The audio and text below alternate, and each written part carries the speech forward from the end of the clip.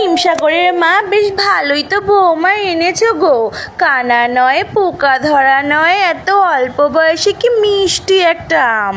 হ্যাঁ গো চৌষা দিদি, ওই জন্যই তো কাঁচা মিঠে মা আর হিমসাগরের বিয়েটা দিয়েই দিলাম। দুজনের কম্বিনেশনে কি ভালো একটা আচার হবে বলো তো। কিন্তু হিমসাগর, তুই এত মুখ বেজার করে দাঁড়িয়ে রয়েছিস কেন বাবা? না না, আসলে আমার মুকুলটা বিয়ের নিয়মগুলো পালন করতে করতে একটু ক্লান্ত হয়ে গেছে তো, তাই আর কি। চলো আমরা এখন যাই, ওদের একটু আলাদা ছেড়ে দিই। উফ মা, তুমি না আর আমাকে মুকুল বলে ডাকবে না। আমি যথেষ্ট বড় হয়েছি, আমি এখন আম। তাছাড়া আমি আগেই বলেছি যে আমি এই বিয়েটা। চুপ কর। যত বড় বোটা না তত বেশি আঠা। অল্প বয়সে বেশি পাকিস না, স্বাদ ভালো হবে না বলে দিলাম। আচ্ছা আচ্ছা থামো, এখন চলো আমার সাথে। কাল বউ ভাতের আয়োজন করতে হবে তো নাকি?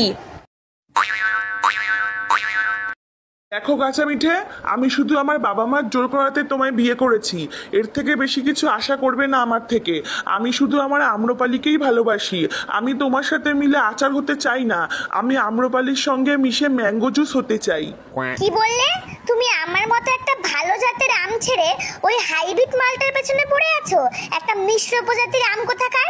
ব্যাস, আর একটাও পচা কথা বলবে না আমার আম্রপালির নামে। হাইব্রিড তো কি হয়েছে, স্বাদে গন্ধে রূপে কোনো অংশে কম নয় ও, বুঝলে? তুমি থাকো এখানে, আমি চললাম আমার আম্রপালির কাছে।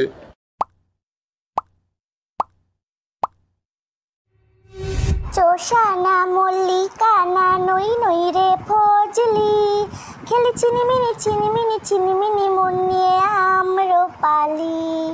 আম্রপালি, এই তুমি তুমি এখানে কি করতে এসেছো? আজ তোমার ফুলসজ্জা তো, যাও ওই ওলাউঠি কচি খুকি কাঁচা মিঠের কাছে যাও। না আম্রপালি, বাবা মার চাপে আমি কাঁচা মিঠেকে বিয়ে করেছি, না হলে ওরা আমায় গাছের ডাল থেকে তাড়িয়ে আমায় ত্যায্য আম করে দিত। তাহলে এখন এসেছো কেন? এখন ভয় করছে না ত্যায্য আম হয়ে যাবার?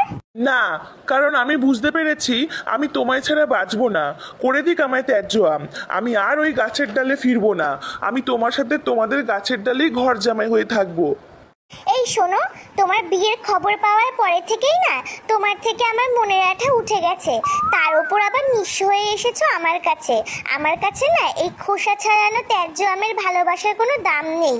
আমি এখন আমার অ্যালফান্সোর প্রেমে পড়েছি। বিদেশি আম, বুঝলে, অনেক দাম। ও আমায় ফ্রুটস বুকে রিকোয়েস্ট সেন্ড করেছিল, কি হ্যান্ডসাম দেখতে।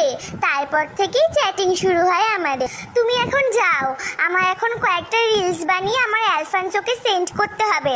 ডিস্টার্ব করো না তো। ছি, কাঁচা মিঠে ঠিক কথা বলেছিল।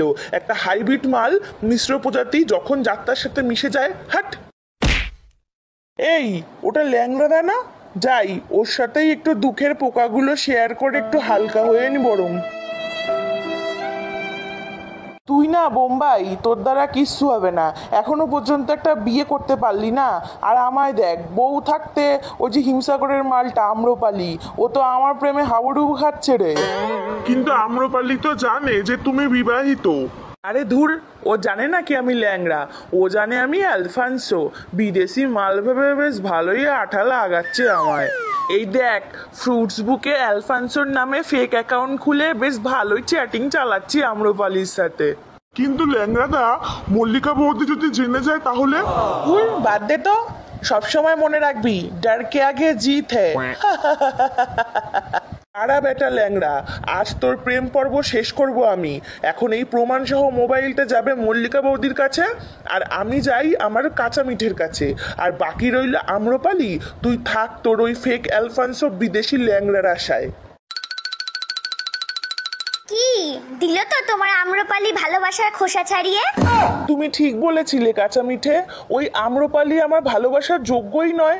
আজ আমি ভালোভাবেই সেটা বুঝতে পেরেছি। আমি তোমার সাথে মিশেই আচার হতে রাজি বউ।